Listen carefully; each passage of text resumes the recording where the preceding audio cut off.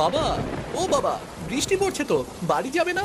দেখো কেমন বিদ্যুৎ চমকাচ্ছে, ভয় করছে আমার খুব। বাবা রাজু, ভয় পাচ্ছিস কেন? আমি তো আছি তোর সাথে। দাঁড়া, অল্প কিছু মাছ পেলে বাড়ি চলে যাব। ঠিক আছে বাবা। বাবা, আকাশের অবস্থা বেশি ভালো না, মেঘ ডাকছে। যদি বাজ পড়ে, চল বাড়িতে ফিরি। মনে হচ্ছে আজ না খেয়ে দিন কাটাতে হবে। বিধাতা, কেন যে এমন জীবন দিলে?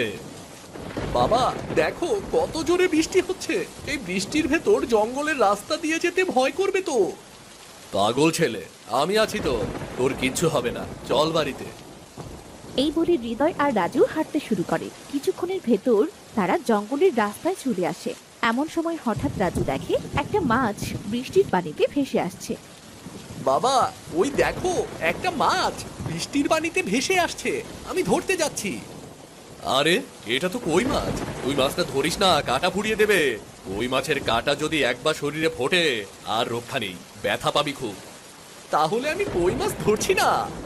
বৃষ্টির দিনে জঙ্গলের ভেতর কই মাছ আসলো কেমন করে? যাই হোক, ওই কই মাছটা যদি ধরতে পারি, তবে আজ আর না খেয়ে থাকতে হবে না।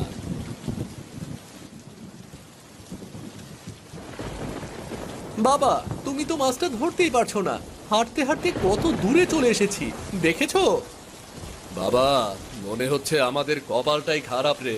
এখন বৃষ্টির দিন, কোথাও কোনো কাজ নেই। এজন্য ভেবেছিলাম দুটো মাছ ধরে বাজারে বিক্রি করলে বৃষ্টির দিনগুলো চলে যেত, কিন্তু সেটাও তো হচ্ছে না। প্রথম দুদিন মাছ পেলেও এখন আর পাচ্ছি না। বাবা দেখো, ওই কই মাছটা ওই গুহার ভেতর গিয়েছে। মনে হচ্ছে এবার আমরা মাছটাকে ধরতে পারবো। বাবা, গুহার ভেতর যদি বাঘ বা অন্য কিছু থাকে? বাবা দেখো, এখানে কোনো পশুর পায়ের ছাপ নেই।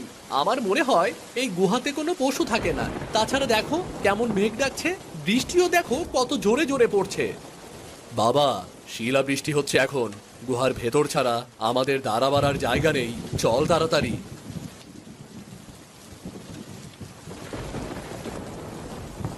এই বৃষ্টির দিনে কই মাছটার পিছু না নিলেই ভালো হতো। না জানি এই শিলা বৃষ্টি কখন বন্ধ হয়। বাবা, এখানে দেখো কিছুই নেই। বাবা দেখো, সেই কই মাছ এখনো গুহার ভেতরে আছে। দেখো তো বাবা, তুমি কই মাছটা ধরতে পারো কিনা? আমার অনেক দিনের ইচ্ছা কই মাছ খাবো। আমি শুনেছি কই মাছ খেতে নাকি অনেক সুস্বাদু। হ্যাঁ রে বাবা, কই মাছ অনেক সুস্বাদু একটা মাছ। এবার তো আমি একে ধরেই ছাড়বো।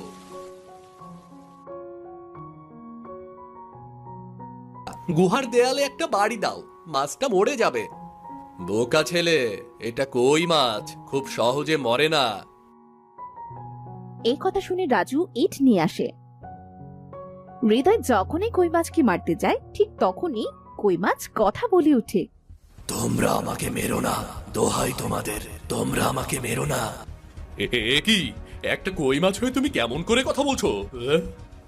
রাজু মনে হচ্ছে ভয় পাচ্ছে আমাকে দেখে। তোমরা ভয় পেও না, আমি তোমাদের কোনো ক্ষতি করব না। আমি কথা বলতে পারি, আমি একদিন তোমাদের মতো মানুষ ছিলাম। মানে, তুমি তো একটা মাছ, তুমি মানুষ কেমন করেছিলে? তবে শোনো আমার ভয়ঙ্কর অতীতের কথা। আমি রাজা বীরবলের ছেলে সূর্য। আমি খুব দুরন্ত ছিলাম। একদিন আমার খুব ইচ্ছে করে মাছ ধরবার। তখন আমি বাবার কাছে অনুমতি নিয়ে নদীতে মাছ ধরতে যাই। আমি যখন মাছ ধরছিলাম, তখন খুব জোরে বৃষ্টি শুরু হয়। আরে যা, বৃষ্টি শুরু হলো তো, এই বৃষ্টির মধ্যে মাছ পাবো? আচ্ছা, চেষ্টা করেই দেখি না। কতবার চেষ্টা করলাম, কিন্তু একটা মাছও পেলাম না।